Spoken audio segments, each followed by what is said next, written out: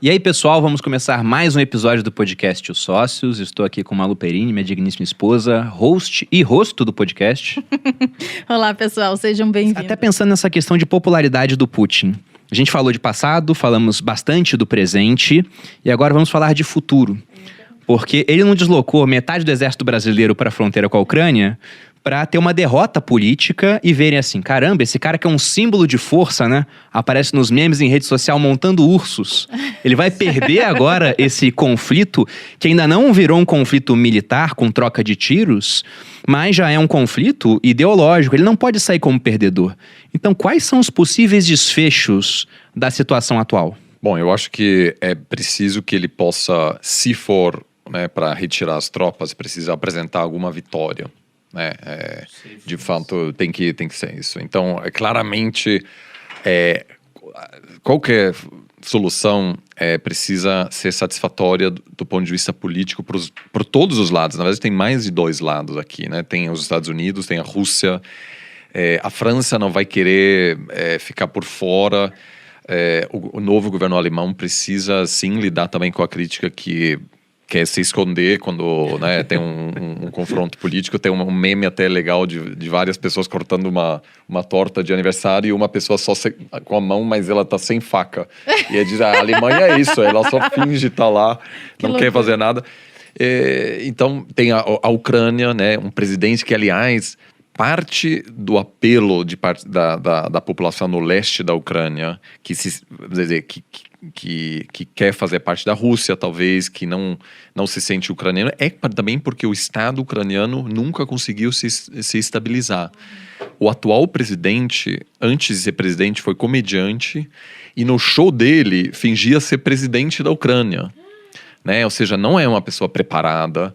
Nitidamente. Eu recomendo vivamente, só por questões antropológicas, seguir a conta oficial da Ucrânia no Twitter, que posta um meme atrás do outro, porque o presidente é comediante, né? Ou seja, não é uma pessoa que lida bem com essas questões, é um outsider total, porque ele foi eleito porque havia um ódio generalizado contra a classe política. É quase um tiririca. Posso fazer isso? Eu vou fazer um parênteses aqui. Gente. Aí você imagina, de um lado, o Putin botando os políticos mundiais no bolso, né? Encontrando com todo mundo ao longo de 20 anos e sempre numa posição de poder, contra um comediante. Então, assim, a Ucrânia não conseguiu passar pelo processo de estabilização ao longo dos últimos 30 anos que a Rússia conseguiu. Rússia também, vários problemas econômicos, mas a Ucrânia está muito desestabilizada. Isso quer dizer que a Ucrânia tem pouco poder de agência, de decidir o que ela quer, porque o Zelensky pode cair, aí depois se elege um presidente pró-russo ou pró-ocidental, ou seja, isso sempre vai ser um foco de possível instabilidade. Agora, o que o Macron, de certa maneira, tentou é achar uma solução que possa ser satisfatória para os dois lados. Tem problema de ego envolvido, né? O Macron quer se projetar como grande estadista, porque tem uma eleição em abril, então precisa mostrar, olha, eu sou o novo líder, assim, da Europa. Eu acho que tem uma boa chance de evitar um conflito, e essa fórmula precisa incluir algum tipo de linguagem que permita ao Putin dizer: a gente garantiu agora que a OTAN nunca vai convidar a Ucrânia, mas precisa ser de uma linguagem tão vaga que o Biden não será acusado de ter capitulado. O que você está falando, Oliver, é que todo mundo tem que conseguir publicar uma manchete falando vencemos. Isso. Agora, para isso existem os diplomatas, né? Então, assim. mas aí o problema não é só eles publicarem isso, sobre que tema. Qual é o tema, entendeu? Cada um desses temas, o outro lado não pode ceder.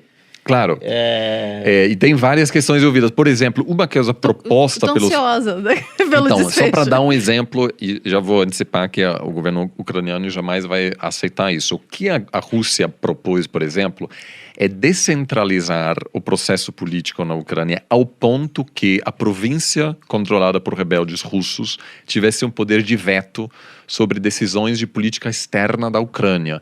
Isso seria uma forma de evitar que a Ucrânia faça parte da OTAN sem dizê-lo de maneira explícita. Agora, o chanceler da Ucrânia Ele Isso riu não. da proposta, falou, É, cara, tá me zoando. E não só o chanceler, mas hoje a maioria da população na Ucrânia já não quer mais. Sim, Pelo aquele fenômeno, Claro. inclusive, que você falou. Quanto mais pressão o Putin põe, Se fortalece mais o os nacionalismo. outros falam assim, não quero mais estar do lado desse Putin.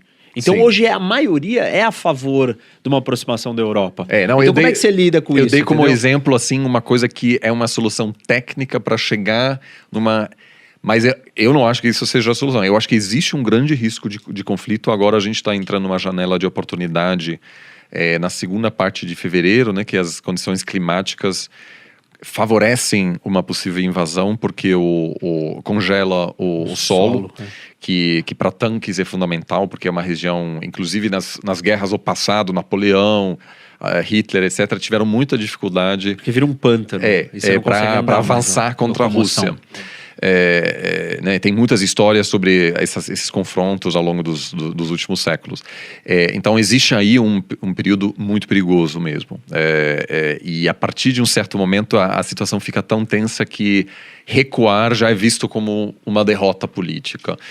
E aí eu acho que tem os seguintes cenários: um recuo mesmo dos russos, pouco provável, sem alguma vitória diplomática, uma ocupação parcial, né, de algum território Donbás já controlado de qualquer jeito pelos rebeldes, e como terceiro, uma ocupação realmente da metade do país pelos russos.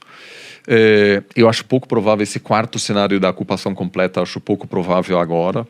Mas esse terceiro cenário já teria consequências econômicas mundiais muito grandes. Não sei o que você acha, assim, de... Eu não consigo ver uma saída para a equação. Você não mobiliza 100 mil tropas, faz isso. O Putin não faz isso para dar esse sinalzinho, né? Ah, não, eu só testei vocês e brinquei aqui. Ele precisa fazer muito menos para testar e brincar com os outros. Ele envenena um cara, diminui o fornecimento de gás, faz coisas muito mais simples que ele já faz toda hora, corriqueiramente. Ele não mobiliza uma máquina de guerra desse tamanho e vai para um exercício militar com a Bielorrússia nos próximos dias e o aumento da presença naval no Mar Negro para não fazer nada. Então, eu acho que ele vai fazer alguma coisa. E ele só decidiu fazer alguma coisa por uma série de fatores. Talvez o econômico que você falou, a quantidade de reservas que ele tem. 2, a China. 3, o Biden. 4, a Alemanha, do jeito que tá, com nova liderança. Enfim, acho que ele leu o cenário todo e falou assim... Essa hora tá boa. E ele não tá fazendo isso de hoje. Isso é importante todo mundo entender. Isso não começou agora. Não, faz um mês que o Putin botou 100 mil soldados ali. Em abril do ano passado começa a mobilização e a aglutinação dos soldados na fronteira. Isso tá levando, né? Isso é uma mobilização militar gigantesca. Isso, se tivermos uma guerra, será a maior guerra da Rússia desde a Segunda Guerra Mundial. E um ponto